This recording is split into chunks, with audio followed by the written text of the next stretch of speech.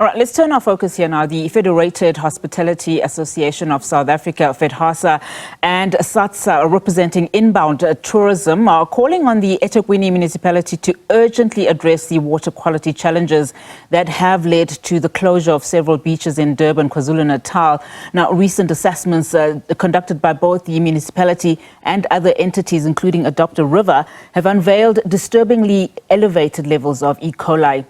Now, the closure of the beaches comes at the height of the holiday season. This is expected to have an impact on tourism as the country is still recovering from the harsh global lockdown of COVID-19. For discussion on this, Federated Hospitality Association of South Africa chairperson Brett Tungay joins us now. Brett, thank you so much, sir, for your time this afternoon.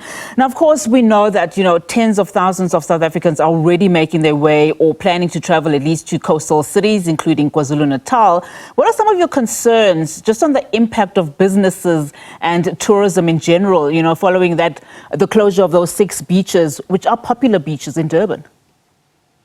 No, definitely there are popular beaches. Luckily, Durban still has another has total 23 beaches, of which 6 are closed. And we're hoping that they might actually be reopened now shortly. It's really predetermined on what's coming down the rivers and also the currents and what direction they're blowing in. And we're hoping that they might be open shortly. Now, the non-profit organization that I mentioned earlier, Adopt a River, that jointly tests water with eThekwini Municipality, it does say it can't guarantee the safety of some Durban beaches. I mean, this was, of course, in contrast to Mayor Mxolisi Kawunda's assurances earlier this month when he opened or reopened those 11 beaches that had been contaminated. What are your just concerns around this statement in particular? And have you been in conversation, for instance, with the eThekwini Municipality? No, the municipality isn't really engaging with anybody over this issue. And that is one of the problems we've had, is that this province or problem goes beyond just tourism. This is an ecological disaster as well. And the fact is that business has offered to assist, and as well as national government. And the municipality isn't taking this assistance. We don't know why. We don't know why the municipality is dragging their feet on this issue. But I was having these exact same interviews 12 months ago on the exact same issue. And the problem is that the floods are being used very much as an excuse. But the higher coli counts go back to beyond and before the floods. The floods, yes, we know exacerbated the issue quite a bit, but the issue was still there.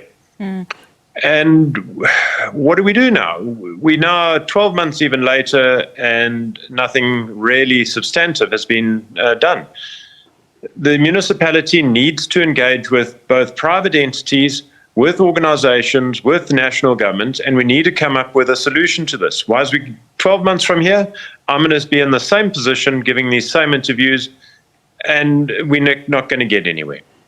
The only reason that the E. coli counts on the beaches went down is that we'd had quite a dry winter in KZN. We're in summer, the rivers are now coming down, and the wastewater's been blown or washed out to sea. We know there's no magic wand to this situation.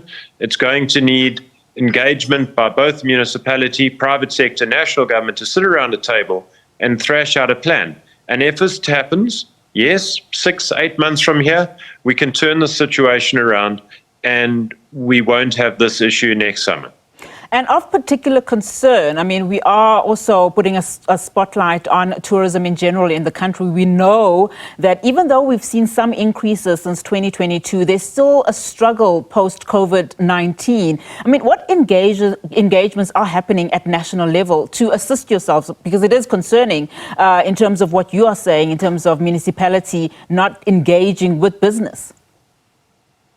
So we as Fedhasa, we asked national government to get involved in the solution, which they've been trying. And as far as we understand, most of their assistance has also not been taken up by the municipality. In a microcosm, closing 6 beaches shouldn't be of much concern to the tourism industry. But remember, this is coming on the back of 3 years of basically hell for tourism in KZN. We've had COVID, we've had the violent strikes and the protest actions that we had. We had the floods. We've had load shedding. You know, every one of these little things in a microcosm on its own shouldn't cause huge damage. But if you take them as a package, they are devastating. And we've seen huge disruptions in the tourism industry now, unfortunately, from this. And, you know, how much more this industry can take, I don't know. And we're trying to get there. We're trying to rebuild. And, you know, this is really affecting the Durban beachfront hotels. And as I've told people before, it's not just affecting the companies, it's affecting everybody. It's the entire value chain. It's the waiter that's now not getting tips. It's the restaurant not bringing in extra cleaners because they're not as busy as they should be. You know, unfortunately, everybody is affected by this, not just business itself. All right, Brett, thank you so much for your time. I'm afraid that's all the time we have for this afternoon. Thank you so much, Brett Tungay there. He is the chairperson for the Federated Hospitality Association of South Africa, of course, talking about concerns around the water quality in some of the beaches in Durban.